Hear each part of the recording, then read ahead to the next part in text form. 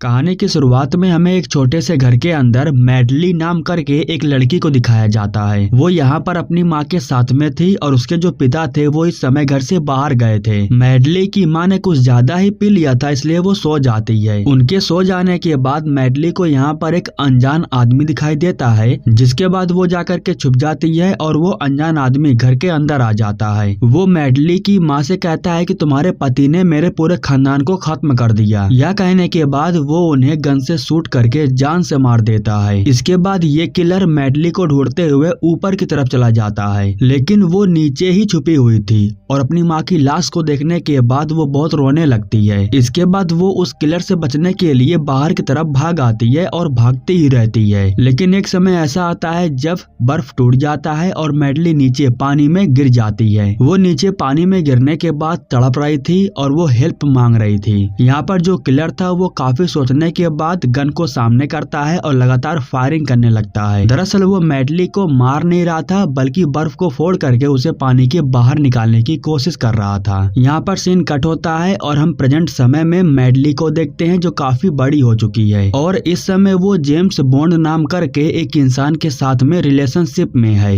ये दोनों आज रात के समय में एक होटल में जा करके रुकते हैं और अगले दिन सुबह में जेम्स जब तैयार होकर के यहाँ से जाने वाला था, तब वो मैडली से ये कह के जाता है कि वो कुछ काम करने के लिए जा रहा है, कुछ समय के बाद वापस आ जाएगा। दरअसल जेम्स अपनी माँ के कब्र पर गया हुआ था, लेकिन यहाँ पर आने के बाद उसके दुश्मन उसका इंतजार कर रहे थे। यहाँ पर काफी जोरदार धमाका होता है, जिसकी वजह से जेम्स काफी घायल हो जाता है। अब वो उठने के बाद सीधा घर की तरफ भागने लगता है, क्योंकि उसे मालूम चल गया है कि मैडली की जान खतरे में है। यहाँ पर जेम्स बड़ी मुश्किलों से अपनी जान बचाता है। दोनों तरफ से दुश्मन उसे मारने के लिए आ रहे थे, जिसके बाद वो खुद को बचाने के लिए ब्रिज के ऊपर लगे हुए वायर्स को पकड़ करके नीचे आ जाता है और इस तरीके से वो यहाँ से भाग निकलता है। यहाँ पर हम साइक्लोन नाम करके एक इंसान को देखते हैं, जो जेम्स को जान से मारना चाहता है। किसी ने उसे भेजा है जेम्स को मारने के लिए। इन दोनों में फाइट होती है और वो साइक्लोन को पकड़ लेता है। तब यहाँ पर साइक्लोन जेम्स से कहता है कि तुम्हारी गर्लफ्रेंड तुम्हें धोखा दे रही है, जो मैडलिन है वो तुम्हारे दुश्मन के साथ में मिली हुई है। साइक्लोन को मारने की वजह से उसकी एक जो इलेक्ट्रॉनिक आंख थी वो बाहर आ जाती है। खैर, अब इसके बाद जेम्स सीधा भाग करके अपनी गर्लफ्रेंड मैडलिन के पास जाता है और वो उससे गुस्से से पूछता है कि आखिर उन लोगों को कैसे पता कि मैं यहाँ पर हूँ, तुम्ही ने ही उन लोगों को बताया है। हालांकि मैडलिन कहती है कि मुझे कुछ भी नहीं पता है। खैर, अब जो भी हो, जेम्स को पता है कि अब उसकी जान खतरे में पड़ चुकी है और अब वो मैडलिन से भी बहुत प्यार करता है, इसलिए वो उसे सही सलामत यहाँ से बाहर निकालना चाहता है। लेकिन एक समय ऐसा आता है जब दुश्मन चारों तरफ से इन्हें घेर लेते हैं और इनके कार के ऊपर लगातार फायरिंग करने लगते हैं। कार पर ब्लड प्रूफ ग्लास लगा हुआ था, इसलिए इन्हें कुछ नहीं हो रहा था। कुछ समय के बाद जेम्स एक बटन को दबाता है, जिसके बाद कार में से एक गन बाहर निकलता है और इसके बाद वो कार को चारों तरफ से घुमा करके लगातार फायरिंग करना शुरू कर देता है, जिसकी वजह से दुश्मन टीम डर जाती है और इस तरीके से जेम्स मैडली को लेकर के यहाँ से बाहर निकल जाता है। वो मैडलिन को लेकर के आकर के स्टेशन पर छोड़ देता है और उससे कहता है कि अब हम कभी नहीं मिलेंगे। मैडलिन को अभी भी बहुत अफसोस हो रहा था, क्योंकि वो उससे बहुत प्यार करती है और उसका जो शक है वो झूठा है। अब इस तरीके से ये दोनों ही यहाँ पर अलग हो जाते हैं। यहाँ पर सीन कट होता है और हम कुछ लोगों को देखते हैं जो गलत तरीके से एक बिल्डिंग के अंदर घुसने की कोशिश कर रहे थे। यहाँ पर हम वेल्डो नाम करके एक साइंटिस्ट को देखते हैं। उसके पास कॉल आता है और कॉल पर उससे कहा जाता है कि स्पेक्टर के लोग वहाँ पर आ गए हैं, तुम वहाँ से निकल जाओ। हाँ, लेकिन निकलने से पहले उनके कहने पर बायो लेवर 4 का फ्रिज खोल देना। इतना कहने के बाद लाइट कट हो जाता है और अब वे लोग बिल्डिंग के अंदर घुस आए थे। ये लोग वेल्डो से कहते हैं कि बायो लेवल 4 का फ्रिज खोल दो, हमें हेरेक्लिन हथियार की जरूरत है। अब वेल्डो के साथ में एक और साइंटिस्ट था और उसकी मदद से ही वो फ्रिज खुलने वाला था। इन दोनों की मदद से फ्रिज खोला जाता है और उसके अंदर जो हेरेक्लिन हथियार था उसको साइक्लोन अपने पास रख लेता है। अब हथियार को हासिल करने के बाद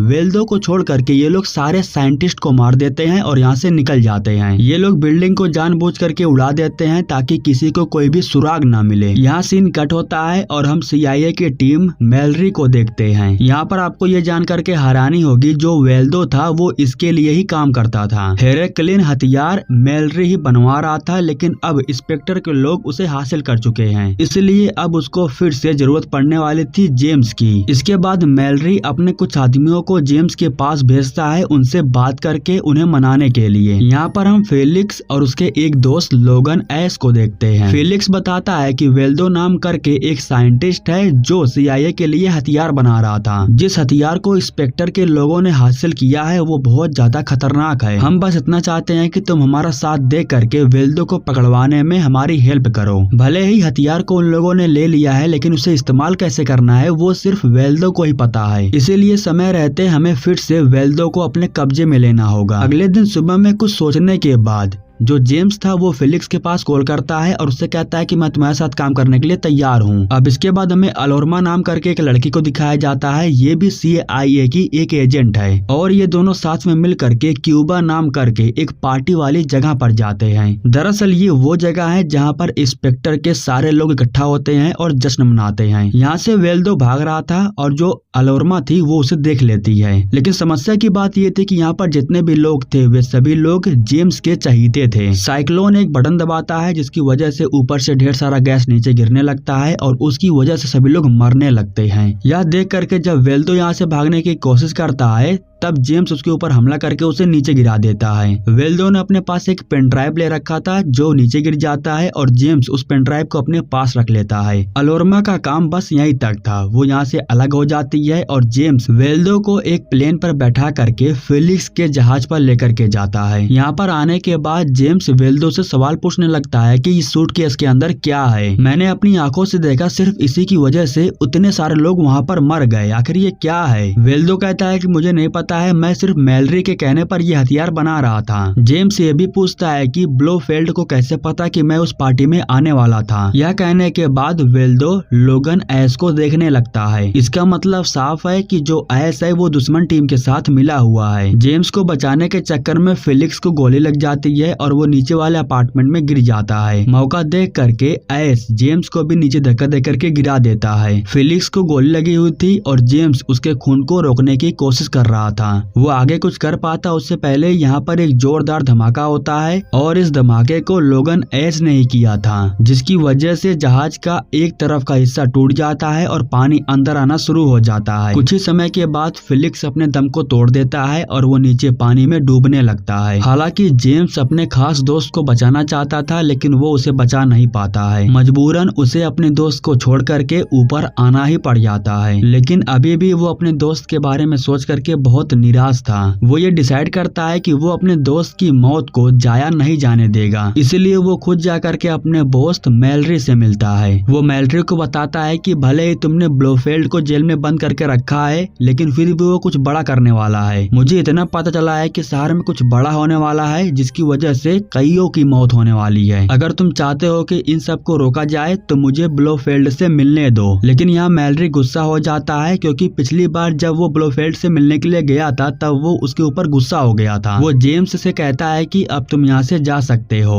अब इसके बाद वो अपने दोस्त के घर क्यूबा के पास आ जाता है। वो उससे कहता है कि ये पेन ड्राइव मुझे वेल्डो के पास से मिली है, तुम पता करो इसके अंदर क्या है। इसके बाद क्यूबा उस पेन ड्राइव को स्कैन करता है और उसके अंदर ढेर सारी फाइलों को देखता है। इन फाइलों से उसे मालूम चलता है कि इसके अंदर तो ढेर सारे लोगों के DNA को इकट्ठा करके रखा गया है और इसमें हजार लाख नहीं बल्कि कई करोड़ों लोगों के DNA सैंपल को रखा गया था। अब इस DNA सैंपल के राज के बारे में अगर उसे जानना है तो उसे जा करके ब्लोफेल्ड से मिलना होगा। ब्लोफेल्ड से मिलने के लिए अभी तक सिर्फ मैडलिन ही गई है क्योंकि मैडलिन के जो पिता थे वो ब्लोफेल्ड के काफी खास दोस्त थे। यहाँ पर हम सैफन को देखते हैं और अगर आपको याद होगा तो जब मैडलिन छोटी थी तब यही इंसान था जो उसे मारने के लिए आया था और इसी इंसान ने ही मैडलिन की माँ को मार भी दिया था। लेकिन वो मैडलिन के ऊपर तरस खा गया था और उसे वो बचा लेता है। आज तक वो मैडलिन को जिंदा करके रखा है क्योंकि वो उससे अपना काम करवाना चाहता है। यहाँ पर वो मैडलिन से कहता है कि तुम्हें दोबारा जेल में जा करके ब्लोफेल्ड से मिलना होगा।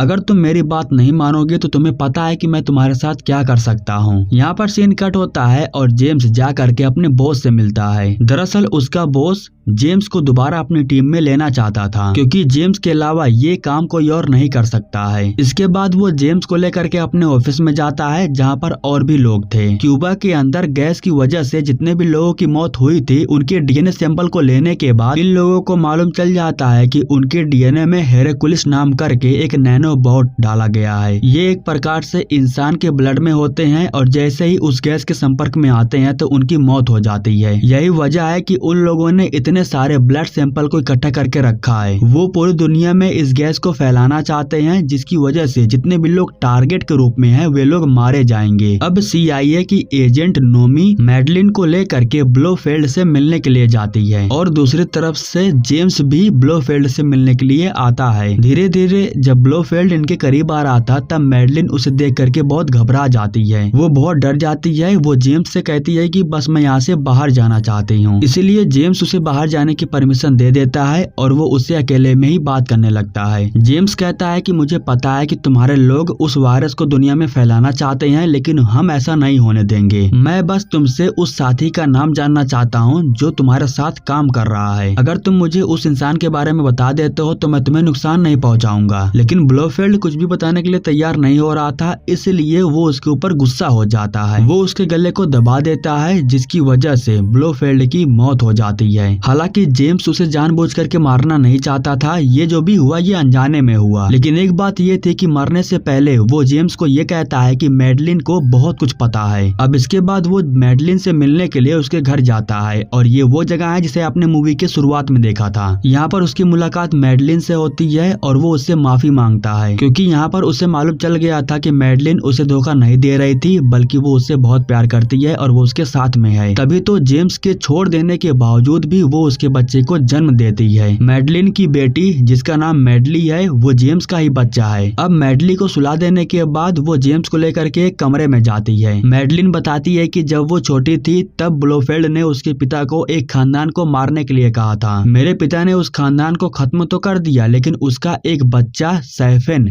बच गया था। कई साल बीत जाने के बाद जब मैं छोटी थी तब सैफन मुझे मारने के लिए आया था, लेकिन मुझे वो बख्श दिया। लेकिन उसने मेरी माँ को जान से मार दिया। यहाँ पर जेम्स को ये मालूम चल जाता है कि सैफन इस समय एक आइलैंड पर रह रहा है। अगले दिन सुबह में उठने के बाद जेम्स अपनी बेटी के लिए नाश्ता बनाता है और उसे खिलाता है। कुछ समय बीत जाने के बाद क्यूबा जेम्स के पास कॉल करता है और उसे उस आइलैंड के बारे में बताता है। उस आइलैंड की लोकेशन वो जेम्स के पास भेजता है। यहाँ पर क्यूबा ये भी बताता है कि तुम्हें वो जगह फौरन खाली कर देनी चाहिए, क्योंकि इंस्पेक्टर के लोगों की नजर तुम्हारे ऊपर है। यानी कि जो दुश्मन टीम थी वो जेम्स का पीछा करते हुए यहाँ तक आ गई थी। हालांकि सैफन को पहले से ही पता था कि वो यहीं पर रहती है, इसीलिए वो उसे पकड़ने के लिए अपने आदमियों को भेजता है। लेकिन इस दौरान जो जेम्स था वो सबको चकमा देने के बाद जंगल के अंदर चला जाता है। जंगल के अंदर जाने के बाद वो मैडलिन को गन देता है और उसे लेकर के यहाँ से जाने लगता है। यहाँ पर इन लोगों को जंगल में झोपड़ी टाइप जैसा एक घर दिखाई देता है, जिसके अंदर वो मैडलिन को लेकर के जाता है और उसे यहाँ पर रुकने के लिए कहता है, लेकिन खुद चला जाता है उन लोगों का ध्यान भटकाने के लिए। वो दुश्मन टीम की तरफ जा करके छुप छुप करके उन लोगों के ऊपर हमला करके उन सबको मार रहा था। यहाँ हम लोगन नैश को भी देखते हैं जो कार से जेम्स को मारने के लिए जा रहा था, लेकिन उसका एक्सीडेंट हो जाता है। कार पलटने की वजह से उसकी मौत हो जाती है। लेकिन इधर जब मैडलिन अकेली थी तब यहाँ पर सैफन उसके पास आ जाता है और यहाँ पर वो मैडलिन को किडनैप करने के बाद अपने साथ लेकर के जाता है। कुछ समय के बाद जेम्स को मालूम चलता है कि दुश्मन टीम ने उसकी बीवी और बच्चे को किडनैप कर लिए हैं और अगर अब उसे अपने परिवार को बचाना है तो उसे उस आइलैंड पर जाना होगा जहाँ पर सैफन रहता है। अब इसके बाद नोमी और जेम्स ये दोनों उस जगह पर जाते हैं जहाँ पर क्यूबा प्लेन लेकर के इन दोनों का इंतजार कर रहा था। सीन कट होता है और हम उस आइलैंड को देखते हैं जहाँ पर सैफन रहता है। यहाँ पर वेल्डो भी था जो सैफन के साथ मिल करके वायरस को बढ़ाने का काम कर रहा था। यहाँ पर सभी साइंटिस्ट मिल करके सिर्फ वायरस को ही बना रहे थे। सैफन को पता था कि जेम्स यहाँ पर जरूर आएगा, इसलिए वो उसकी बेटी को अपने पास रखता है और मैडलिन को उसकी ही बेटी से उसे दूर कर देता है। इधर जेम्स और नोमी ये दोनों ही उस मिशन को पूरा करने के लिए उस आइलैंड पर जा रहे थे। आइलैंड पर पहुंच जाने के बाद ये दोनों पीछे के रास्ते से अंदर जाते हैं। पहले लैब में एंट्री करने के बाद ये लोग सभी साइंटिस्ट को अपने कब्जे में कर लेते हैं और बनाए हुए सभी वायरस को तबाह करने के लिए चारों तरफ बम फैला देते हैं। यहाँ पर आने के बाद जेम्स को मालूम चलता है कि चारों तरफ सिर्फ यहाँ पर वायरस की ही फैक्ट्री है ये भी मालूम चलता है कि इन लोगों ने सिर्फ एक जगह को नहीं बल्कि बहुत सारी जगहों को टारगेट किया है। ये लोग इस वायरस को कई सारे शहरों के ऊपर छोड़ने वाले हैं। उसी समय सैफिन जेम्स से कहता है कि अगर अपने बच्ची को जिंदा देखना चाहते हो तो ऊपर के साइड में आ जाओ। ऊपर जाने के बाद वो देखता है कि उसकी बच्ची इस समय सैफिन के कब्जे में है। वो जेम्स से कहता है कि मैं तुमसे एक सौदा करना चाहता हूँ। मैं तुम्हें तुम्हारी बीवी और बच्चे लौटा दूंगा, लेकिन इसके बदले में तुम्हें ये आइलैंड छोड़ करके जाना होगा। इसके बाद जेम्स कहता है कि मैं तुम्हारी सारी बात मानने के लिए तैयार हूँ, लेकिन तुम मेरी बेटी को छोड़ दो।